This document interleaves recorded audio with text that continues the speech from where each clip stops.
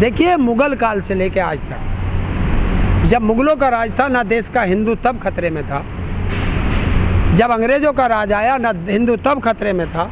67 साल पुराने प्रधानमंत्री रह चुके, ना तब हिंदू खतरे में था। जिस दिन से बीजेपी आई है उस दिन से हिंदू को खतरे में बताया जा रहा है, और जहाँ जहाँ चुनाव होते हैं वहाँ हिंदू खतरे में आ जाता है, और चुनाव ख़त्म हो जाते हैं हिंदू खतरे से बाहर आ जाता है। बंगाल में खूब शोर मचा, हिंदू खतरे में है। आज कोई शब्द बोलता है कि बंगाल में हिंदू खतरे से बाहर आ गया, तो इससे अच्छा है कि अगर हिंदू को खतरे में कभी नहीं लाना है तो देश से बीजेपी को भगाना है, ये नारा लगा लो, हिंदू खतरे से बाहर रहेगा। देखिए, आज हिंदू प्रधानमंत्री है, हिंदू राष्ट्रपति है, हिंदू मुख्यमंत्री हैं, जहाँ जहाँ बीजेपी के प्रदेश, चीफ जस्टिस हिंदू, चुनाव आयोग का वो हिंदू, तीनों सेना के अधिकारी हिंदू, सीबीआई का हिंदू, ईडी का हिंदू है, फिर भी हिंदू खतरे में। और पिछली बार देश का प्रधानमंत्री सिख, देश का राष्ट्रपति मुस्लिम, और हिंदू शान से जी रहा था। तो हिंदू तो खतरे में न तब था, न आज है, न आगे रहेगा। तो मैं तो यही कहता हूँ, ना हिंदू खतरे में है, ना मुस्लिम खतरे में है, ना सिख खतरे में है, ना ईसाई खतरे में है। अरे अंधभक्तों, जरा ये धर्म का चश्मा उतार करके देखो, ये तो बीजेपी वाले खतरे में है, इनकी कुर्सी खतरे में है। बीजेपी बी से बेचकर जैसे जाएंगे पी से पूरी, ये फोटो जरूर दिखा देना, मैंने दिखाया है, दिखा देना देश की जनता को। तो आईटी सेल बनाती कई बार। आईटी सेल क्या है, आरएसएस का पूरा खोल के दिया उन्होंने। आईटी सेल से क्या मतलब है? मतलब तुम करो तो ठीक और दूसरा करे तो गलत, यही तो पूछना चाहता है देश। अब गया है, आईटी सेल का देखा तुमने, बीजेपी का देखा है कि प्रधानमंत्री यहाँ से गए अमेरिका और जहाज में बैठ के फाइल देख रहा, काम कर रहे हैं ना, वो काम करना होता है। तो वो नहीं, यात्रा के दौरान भी वो यात्रा के दौरान ये सोच रहे हैं कि मेरा यार फंस गया है 21,000 करोड़ में, उसे कैसे बचाना है, वहाँ किस अधिकारी का ट्रांसफ़र करके भेजना है जो बचाएगा, भारत की कौन कौन सी संपत्ति बची है जो अडानी और अंबानी को देनी है, उन पर साइन करेगा। और दूसरी चीज़, क्योंकि फ़ोटो जी भी है ना, तो फ़ोटो तो दिखाएगा। जब जहाज़ से उतर रहा है तो छाता ले रहा है, आसपास कोई नहीं है, सुरक्षा अधिकारी भी नहीं है कि उनका फ़ोटो ना आ जाए, तो दिखा रहा है कि मैं छाता स्वयं लेकर चलता हूँ। फ़ोटो खींचा और ख़त्म। अगर वो स्वयं लेकर चल रहा छाता तो दिखाओ जहाज़ से उतर के गाड़ी तक गया होगा, उसकी वीडियो जारी कर दो।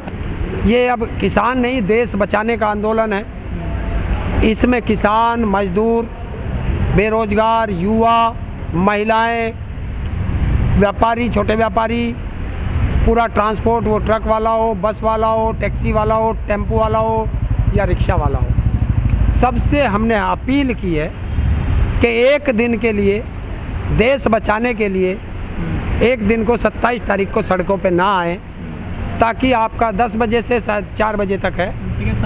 हाँ, और उसमें जो इमरजेंसी सुविधाएं हैं उनको छूट है। और एक दिन के लिए अगर आप सड़कों पर नहीं आएंगे तो आपका कुछ घिसेगा नहीं, क्योंकि आप तो कई कई महीने घरों में बंद रहे हैं। तो एक दिन अपने लिए, अपने बच्चों के भविष्य के लिए, अपने देश के लिए सड़कों पर ना आए, ये अपील की गई है।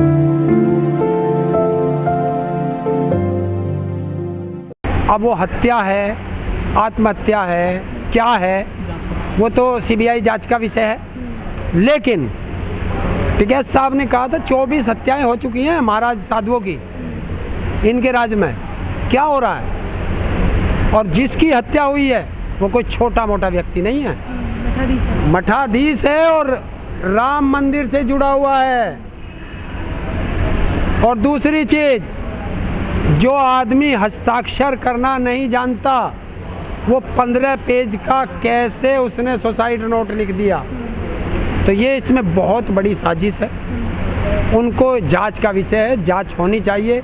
बहुत दुर्भाग्य है। देखिए, हिंदू धर्म के इतने बड़े व्यक्ति की मृत्यु हो जाती है तो एक आम आदमी कैसे बचेगा? भाई, ये मैं आपसे सवाल करता हूँ, आप लोग आकर के सवाल पूछते हैं कि योगी जी कह रहे हैं कि क्राइम फ्री है, क्राइम फ्री है। जो आदमी इतनी सुरक्षा में रहता हो, मठाधीश हमारे, उनकी हत्या हो जाए, बहुत अपहरण हो जाए, बलात्कार हो रहे हैं। कल भी कह के गया है मुख्यमंत्री है, जब मेरा देश में क्राइम नहीं है तो मैं क्राइम पे क्यों बात करूं। कल भी गाजियाबाद में क्राइम पे बोल के गया है कि आप ये करिए, महिलाओं की सुरक्षा करिए। इसका मतलब अभी तक सुरक्षा नहीं है, अपराध कम नहीं है, अपहरण हो रहे हैं, हत्याएं हो रही हैं, बच्चों के साथ बलात्कार हो रहा है, यौन शोषण कितना बुरा हो रहा है। और कौन कर रहे हैं? अधिकतर बीजेपी वाले। जो नरेंद्र गिरी की मृत्यु हुई है, बताया जा रहा है कि उसके पीछे बहुत बड़ी साजिश हो सकती है। इसके अलावा जो संपत्ति का मामला है, कई हज़ार करोड़ की संपत्ति है, तो ये जो मठ हैं, मंदिर हैं, इनकी संपत्ति को लेकर क्या कहना है आपका? देखिए, उनके पास संपत्ति है, संपत्ति उनके पास आई कहाँ से? आप लोगों ने, सबने उन्हें चंदा दिया, उससे उसकी संपत्ति आई है। लेकिन अब उन संपत्तियों पे बड़े बड़े उद्योगपतियों की निगाह लग चुकी है, बड़े बड़े राजनेताओं की निगाह जम चुकी है, और ये उनकी गिद्ध की दृष्टि है, तो उनको हड़पना चाहते हैं लोग। और हड़पेंगे कैसे? भाई उनकी हत्या करा गई तो हड़पोगे आप। तो ये हत्याएं शायद उस वजह से हो रही हो सकता है राम मंदिर में जो घोटाला हुआ है उससे भी इनके तार जुड़े हों। तो ये जांच का विषय है, जांच में ही खुल के आएगा। हाँ, इसकी अगर निष्पक्ष जांच हो, जैसे सीबीआई जांच के आदेश दिए गए, उसमें भी सुप्रीम कोर्ट की निगरानी में या हाई कोर्ट के निगरानी में जांच होनी चाहिए, समय सीमा होनी चाहिए, तब होगा। अच्छा, किसानों ने कॉल दी हुई है कि 27 सितंबर को भारत बंद होगा, क्या क्या तैयारी की हुई है किसानों ने? देखिए, तैयारी इसमें क्या करनी है, भारत बंद का आह्वान किया गया है।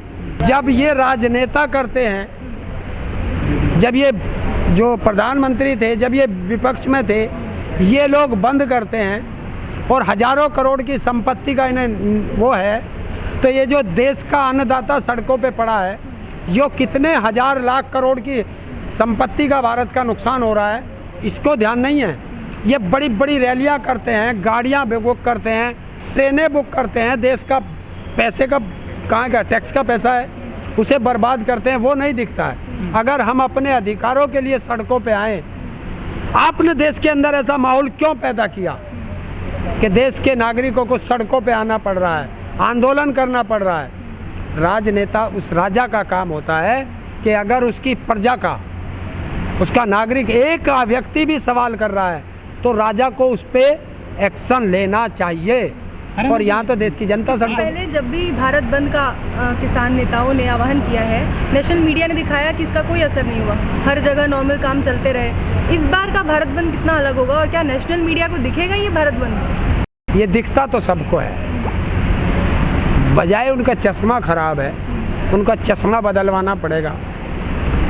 देखना एक दिन वो पछताएंगे, जो आज देश के किसान को, मजदूर को, युवा को, बेरोजगार को पीटते हुए नहीं दिखाते कि सरकारें कैसे पीटती हैं, कैसे उन्हें बर्बाद करने पे लगी है।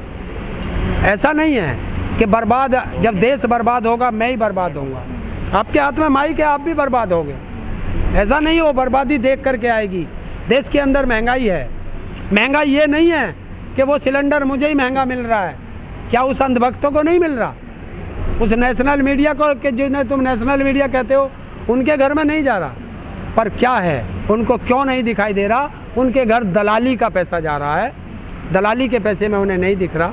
लेकिन एक दिन जब हमारे बच्चे गुलाम होंगे तो उन मीडिया वालों के बच्चे भी गुलाम होंगे। मैं तो ये सोचता हूँ कि वे रोज़ हमें चैनल पर बैठ के गालियाँ देते हैं, उनके बच्चे भी उन्हें चैनल पर देखते होंगे, तो उनके बच्चे क्या सोचते होंगे, किस मुंह से अपने परिवार में वे जाते हैं। देखिए, देश के अंदर देशभक्त बहुत हैं। लगा दिया एक देशभक्त ने RTI, उसने देख लिया कहीं सच में हम खतरे में हैं क्या, तो आ गया ना। जो लोग हमें खतरे में बताते, गृह मंत्रालय दिल्ली का, और वही कहेगा सबसे ज़्यादा है आकर के। देखना जब रैलियाँ होंगे तो देश का गृह मंत्री आकर के पूरे भारत में बताएगा कि हिंदू खतरे में है, और जब उनके मंत्रालय से पूछा जाता है तो कहते हैं हिंदू खतरे में है नहीं, हमारे पास तो कोई साक्ष्य नहीं है। काल्पनिक है, है ही काल्पनिक।